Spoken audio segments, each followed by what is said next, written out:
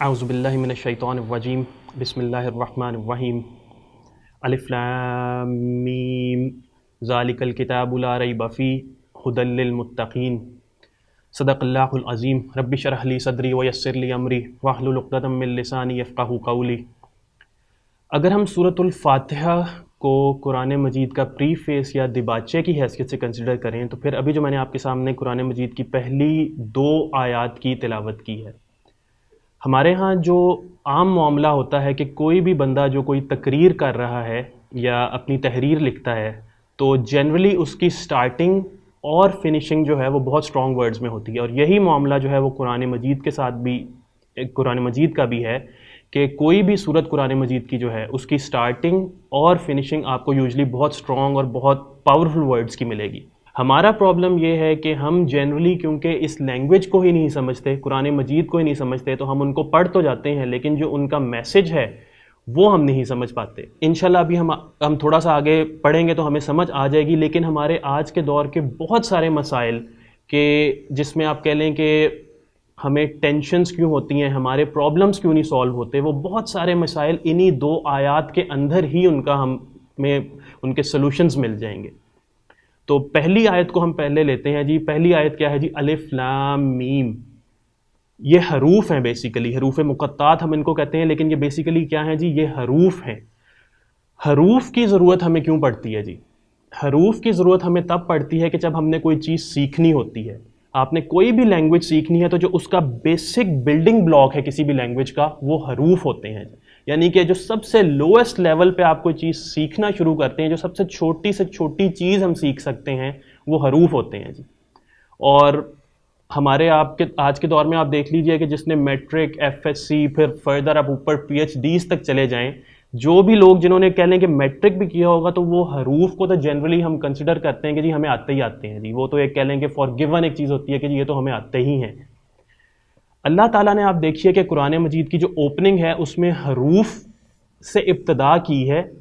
اور ان کا معنی جو ہے وہ مخفی کر لیا ہمارے سے، یعنی کہ اللہ تعالیٰ نے جو بالکل ہم سمجھتے ہیں کہ ہمیں چیز آتی ہے اس چیز سے ابتدا کی اور اس کا معنی ہم سے چھپا لیا۔ تو ہم جب بھی حروف مقطعات پڑھتے ہیں قرآن مجید میں تو امت کا اس پہ اجماع ہے کہ ہم کہتے ہیں کہ اللہ و رسولہ اعلم، کہ اللہ اور ان کے رسول صلی اللہ علیہ وآلہ وسلم ہی جانتے ہیں۔ اس کا مطلب یہ ہے کہ قرآن مجید کی اوپننگ پہ ہمیں اتنا سٹرونگ میسج مل رہا ہے کہ we should reach the Quran with humbleness, کہ سب سے پہلا میسج جو یہ ہے کہ آپ اپنے آپ کو دنیاوی طور پہ بہت بڑا پروفیسر، عالم، انجینئر، ڈاکٹر سمجھتے ہوں، لیکن قرآن مجید کو جب آپ نے اپروچ کرنا ہے، جب آپ قرآن کو پڑھنے کے لیے کلام اللہ کو پڑھنا چاہ رہے ہیں تو آپ کو عاجزی اور انکساری، یہ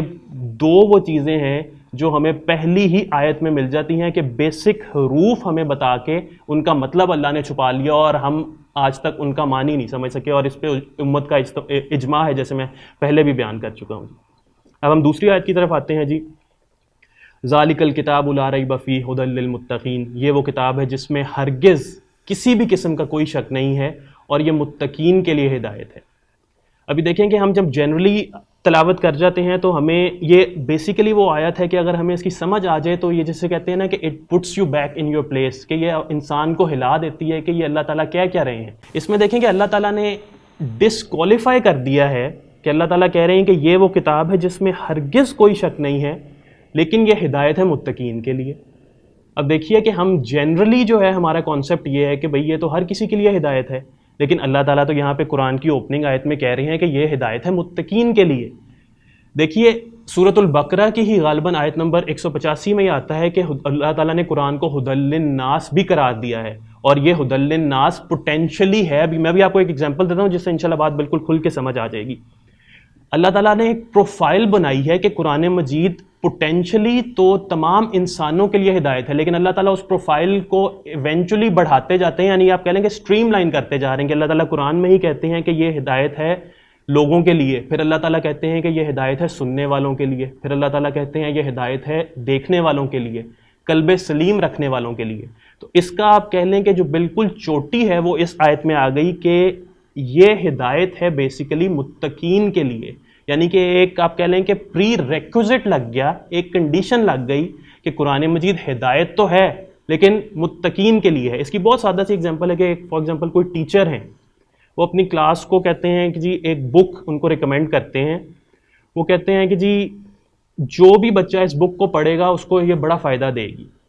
اچھا پھر وہ اس میں مزید ایڈ کر دیتے ہیں کہ جو اس پوری بک کو پڑھے گا A to Z from start to finish اس کو پڑھے گا, یہ کتاب اس کے لیے فائدہ مند ثابت ہوگی. وہ اس میں مزید اضافہ کر دیتے ہیں کہ جو اس پوری کتاب کو پڑھے گا بھی اور اس میں دی ہوئی ایکسرسائزز کو بھی سالو کرے گا, اصل میں یہ کتاب اس کو فائدہ دے گی. تو بیسیکلی دیکھیں کہ پوٹینشلی تو وہ بک تمام اسٹوڈنٹس کے لیے ہدایت تھی, لیکن اس کو جب آپ نے اسٹریم لائن کر دیا تو اصل میں اس سے فائدہ وہی اسٹوڈنٹ اٹھا سکے گا کہ جو اس کو کمپلیٹ جو اس کے لیے گائیڈنس دی گئی ہے ان کو فالو کرتا ہے. اور یہی معاملہ قرآن مجید کا بھی ہے کہ یہ ہدایت پوٹینشلی تو تمام انسانوں کے لیے ہے, لیکن اللہ تعالیٰ نے اس پہ جو سب سے اسٹرانگ کنڈیشن لگا دی کہ یہ ہدایت اصل میں ہے متقین کے لیے. اب متقی ورڈ کو ہم سمجھ لیتے ہیں, چھوٹا سا ورڈ ہے, اس کو سمجھ لیں اور انشاءاللہ بات بالکل کلیئر ہو جائے گی. متقی ورڈ سمجھنے کے لیے ایک تو بہت ہی کہہ لیں کہ کامن ایگزامپل ہے اور موسٹ پرابلی سب نے سنی ہی ہوگی, حضرت عمر رضی اللہ عنہ سے اس کی روایت ہے کہ آپ صحابہ کی محفل میں بیٹھے ہوئے تھے اور آپ نے صحابہ سے تقویٰ کی ڈیفینیشن پوچھی. تو ایک صحابی نے آگے سے جواب دیا جو تقویٰ کی ڈیفینیشن ہے کہ آپ نے ایک پگڈنڈی پہ جانا ہو, بہت چھوٹے راستے پہ آپ نے جانا ہو اور اس پہ دونوں طرف کانٹوں والی جھاڑیاں اگی ہوں, تو آپ کیسے اس پہ سے گزریں گے؟ ظاہری سی بات ہے کہ آپ اپنے کپڑوں کو کہہ لیں کہ ان کو سمیٹیں گے اور آپ بالکل پھونک پھونک کے قدم رکھیں گے, بہت احتیاط سے چلیں گے. یعنی کہ بیسیکلی اس میں کامن ورڈ کیا ہے کہ جی آپ بہت زیادہ احتیاط, اوورلی کوشش ہو کے آپ اس راستے سے چلیں گے. ایک دوسری ڈیفینیشن میں آپ کو متقی ورڈ کی دے دیتا ہوں کہ متقی بیسیکلی کلاسیکل عربی ہے, جس کو آپ کہتے ہیں نا کہ جو ایکچوئل خالص بدو کی عربی ہے, اس میں متقی گھوڑے کے اس بیہیویئر کو کہا جاتا ہے کہ وہ جس ٹائم پہ اس کا ہارس شو اتر جائے, جو اس کے پاؤں پہ لگے ہوتے ہیں وہ اتر جائے, تو جب وہ اپنے بہت کہہ لیں کہ دیکھ کے پھونک پھونک کے قدم رکھ رہا ہوتا ہے, اس گھوڑے کے ایکچوئل اس بیہیویئر کو کہا جاتا ہے کہ گھوڑا متقی بیہیویئر شو کر رہا ہے. تو ان دونوں ایگزامپلس میں دیکھیں کامن چیز کیا ہے متقی کی ڈیفینیشن, کہ متقی اس کو کہتے ہیں کہ جو پھونک پھونک کے قدم رکھے, یعنی کہ ایکسٹرا کیئرفل, ایکسٹرا کوشش ہو کے قدم رکھے. اب ایشو یہ ہے کہ قرآن مجید ایک زندہ کلام ہے, اور ہم جب قرآن مجید کو پڑھتے ہیں سمجھتے ہیں تو اٹ ڈزنٹ مین کہ اس میں صرف قصے کہانیاں ہیں. بیسیکلی یہ چیزیں ہمارے اوپر بھی ویسے ہی لاگو ہوتی ہیں جیسے یہ آج سے 1400 سال پہلے صحابہ کرام جو اصل مخاطب تھے ان پہ لاگو ہوتی تھیں. تو ہم اس کو اپنے اوپر لاگو کر کے دیکھ لیتے ہیں, ہم اپنے لائف سٹائلز دیکھ لیتے ہیں کہ آپ دیکھ لیجئے کہ ہمارے آج کل کے لائف سٹائلز میں ایجوکیشن کے نام پہ ہمارے انسٹیٹیوشنز, یونیورسٹیز, کو ایجوکیشن میں جو کچھ بھی ہو رہا ہے وہ کوئی چھپی ہوئی بات نہیں ہے, ہر کسی کو پتہ ہے کہ کیا ہو رہا ہے. فیشن کے نام پہ جو ہم نے اپنے لباس کے ساتھ کیا ہے, جو شرم و حیا کے ساتھ ہم نے کیا ہے, وہ بھی یعنی کوئی ایسی ڈھکی چھپی بات نہیں ہے. انٹرٹینمنٹ کے نام پہ ہم نے اپنے بچوں کو جو ڈرامے, فلمیں, موبائلز, لیپ ٹاپس تک, انٹرنیٹ تک ایکسیس دی ہوئی ہے ان ریسٹرکٹیڈ. اب یہ وہ چیزیں ہیں کہ دیکھیں بیسیکلی قرآن ہمیں کہہ رہا ہے کہ یہ ہدایت ہے متقین کے لیے, اور میں نے یہ چند ایگزامپلز آپ کے سامنے کوٹ کی ہیں, اور انہی سے ہمیں کلیئر ہو جانا چاہیے ہے کہ دیکھیے رسول اللہ صلی اللہ علیہ وآلہ وسلم کے جو صحابہ تھے, ان لوگوں کو جب قرآن سمجھ آتا تھا کہ یہ ہدایت ہے متقین کے لیے تو وہ متقی بنے اور انہوں نے قرآن کی ہدایت حاصل کی. اور پھر آپ موازنہ کر سکتے ہیں کہ اس قرآن کی ہدایت سے کیسا معاشرہ فارم ہوا.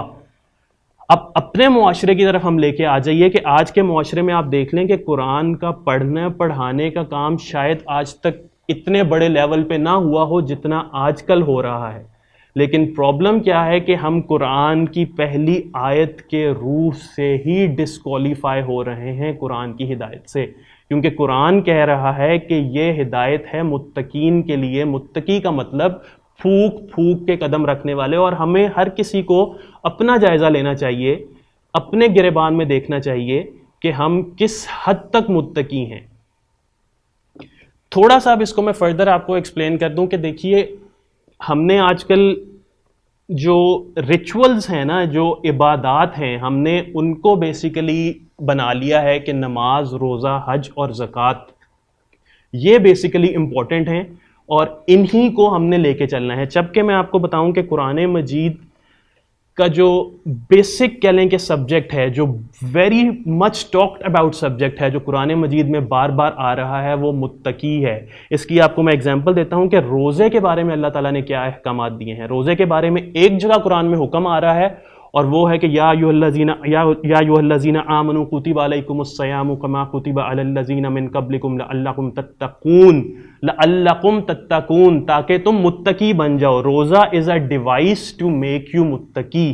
نماز کے بارے میں آپ دیکھیے کہ 21واں پارہ شروع ہو رہا ہے تو اس میں آیت میں اینڈ میں آتا ہے کہ ان الصلاۃ تنہی عن الفحشاء والمنکر، بے شک نماز فحاشی اور برائی سے روکتی ہے. Basically it's a part of making you متقی. یہ دو چیزیں ہیں جو آپ کو روکتی ہیں، نماز آپ کو ان چیزوں سے روکتی ہے تاکہ وہ آپ کو متقی بنا سکے. جن لوگوں نے حج یا عمرہ کیا ہے ان کو اچھی طرح معلوم ہے کہ احرام کے درمیان جب انہوں نے احرام پہنا ہوتا ہے تو وہ کیا کیا پابندیاں آبزرو کرتے ہیں، وہ کتنے کانشیس ہوتے ہیں، سیلف کانشیس ہوتے ہیں کہ ہم سے یہ نہ ہو جائے، وہ نہ ہو جائے.